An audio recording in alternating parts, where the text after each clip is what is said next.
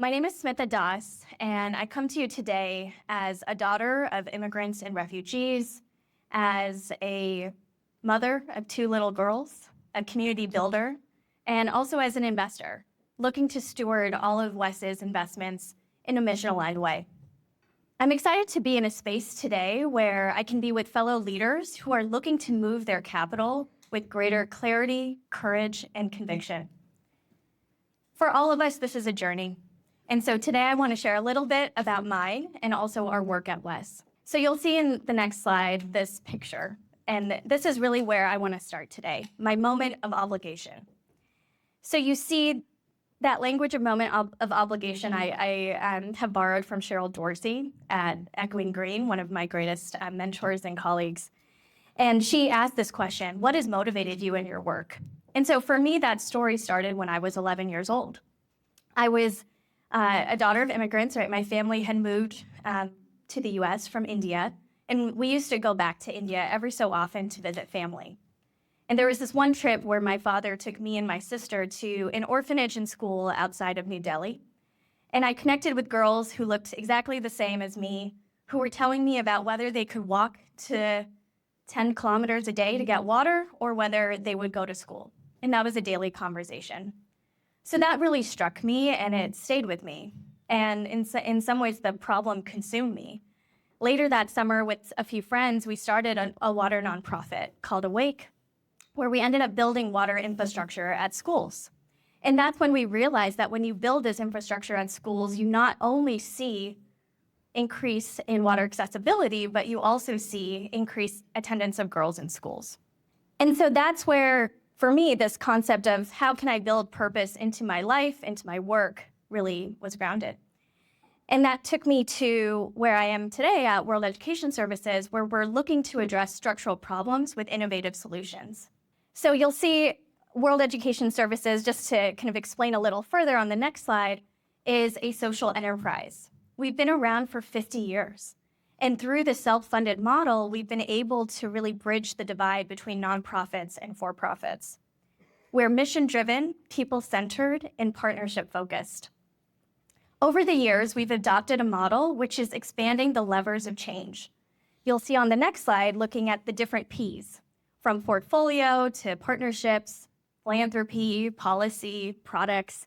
We're really looking to drive change through all of these different tools in the toolbox. Our philanthropy journey started in 2019 with a philanthropic initiative that we allocated $30 million for, and expanded that in 2020 with an allocation of 44% of our balance sheet for impact investing. So ever since that journey, we've really been moving with a sense of urgency to mobilize more capital, both ours and our partners, for impact. And that really took our impact investing activities to the next level, where in 2023, we committed to 100% mission alignment across all of our resources. And so that's the work that our team does today, and it's really exciting because it's part of the ongoing evolution of World Education Services as a social enterprise, and how we can, again, expand the set of tools in our toolbox to advance both systems change and also enabling individuals. Right now, the need for our work is growing, and it's more important than ever. We need to be bold and creative in our change making, and we need to really think about transforming the dynamics and shifting power to community. So I want to share a little bit about our portfolio and some of the investments that Felipe mentioned earlier, which is really how we've been trying to interrogate and demonstrate new models of ownership and also power sharing. So that leads to what you can see on the next slide, which is really this pyramid of ownership that we've been trying to demonstrate since 2021 when I first met Felipe, which is really looking at advancing the ownership space across different types of asset ownership, from financial asset ownership to community ownership. We've also been activating grant dollars to build the field, and I'm seeing some of our partners in the room. As we'll explore further today through some of the workshops, we're looking to even build a sub-portfolio in employee ownership. So hopefully this tees up the next lightning talk well. And that concept of employee ownership, it's not only a values argument, but it's really a business case as well.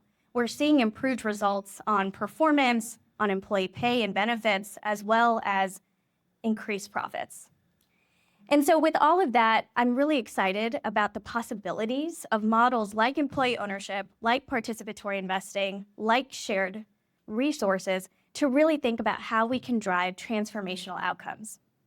To move the needle, we need to move more investors. And so we need to move beyond the four walls of our own organizations and think about partnering with one another. And that's really what drives a lot of the work, and I see that energy in the room today. So ultimately, I want to challenge this community and share a call to action. Number one, let's stay grounded in what is our moment of obligation. We started unpacking that this morning.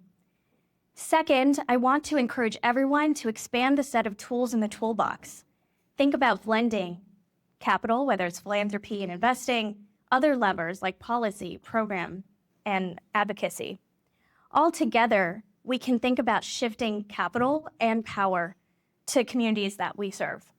And it's through exploring these types of models, whether it could be participatory grant making or investing in the ownership economy, that we can drive these transformational outcomes.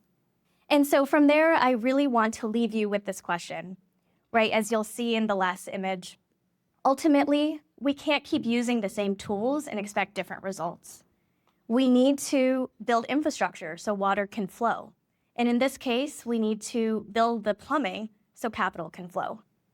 So I look forward to working with all of you in this work, which is a life's effort. And thank you so much for having me.